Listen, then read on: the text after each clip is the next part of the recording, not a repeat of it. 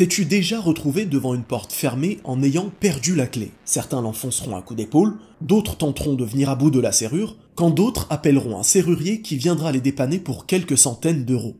Mais laissez-moi vous parler d'une porte dont la serrure ne pourra être ouverte ni par un serrurier, ni par enfoncement, et ni par un quelconque outil. Seule une clé pourra ouvrir cette porte. Cette clé porte un nom et elle s'appelle La ilaha illallah. Et vous l'avez compris, je parle bien entendu de la clé des portes du paradis. Comme toutes les clés, cette clé comporte des dents qui correspondent à une serrure. Lorsque la clé est entrée dans la serrure, toutes les dents doivent parfaitement remplir leurs conditions pour que la clé tourne et permette l'ouverture de la porte. Si une seule de ces dents ne remplit pas son rôle, alors la porte ne s'ouvrira pas. La clé du paradis, elle aussi, comporte des dents. Elles sont appelées les 7 conditions de La ilaha illallah. Si une seule de ces conditions est absente, alors la clé ne pourra pas ouvrir cette porte. Rendez-vous compte, de nombreux croyants prononcent l'attestation de foi, La ilaha illallah, sans même savoir ce que cela implique. Vous verrez, la plupart d'entre vous se rendront compte qu'ils connaissent ces 7 conditions de façon inconsciente, mais qu'ils ne les ont simplement jamais apprises. C'est donc parti pour les 7 conditions de La ilaha illallah. Première condition, la science,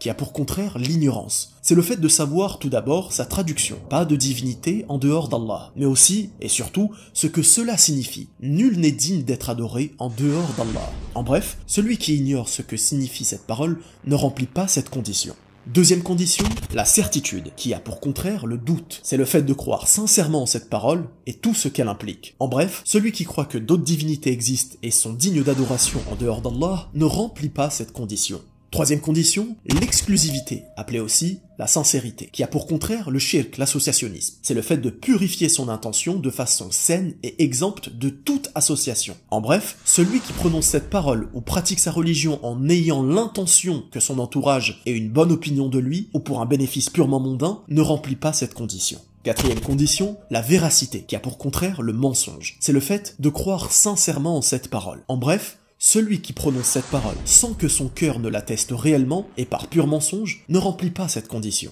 Cinquième condition, l'amour, qui a pour contraire la haine ou la répulsion. C'est le fait d'aimer cette parole à travers ce qu'elle implique et indique. En bref, celui qui prononce cette parole en éprouvant une gêne, de la haine ou de la répulsion ne remplit pas cette condition. Sixième condition, la soumission, qui a pour contraire le délaissement. C'est le fait de se soumettre pleinement en circonstance de cette parole, en obéissant aux ordres d'Allah et en l'unifiant. En bref, celui qui délaisse les actes obligatoires ordonnés par son créateur ne remplit pas cette condition. Septième condition, l'acceptation, qui a pour contraire le rejet. C'est le fait d'adhérer et d'accepter avec le cœur et la langue ce qu'implique cette attestation. En bref, celui qui s'enorgueille en refusant d'accepter cette parole ne remplit pas cette condition, même s'il y croit. Les dents de cette clé unique sont donc la science, la certitude, la sincérité, la véracité, l'amour, la soumission et l'acceptation. Je t'encourage avec sincérité, et je m'encourage aussi moi-même, de tout mettre en œuvre pour ne jamais perdre cette clé. Même si ce n'est qu'une image, je t'encourage donc à faire un maximum de doubles de cette clé. Non pas des doubles que tu garderas, mais des doubles que tu donneras à ton entourage. Parle-leur simplement de ce que tu maîtrises à ce sujet, car c'est un droit qu'ils ont sur toi. Plus encore, c'est le droit d'Allah subhanahu wa ta'ala sur nous tous. J'espère sincèrement que cette clé nous sera à tous bénéfique. Barakallahu fikum,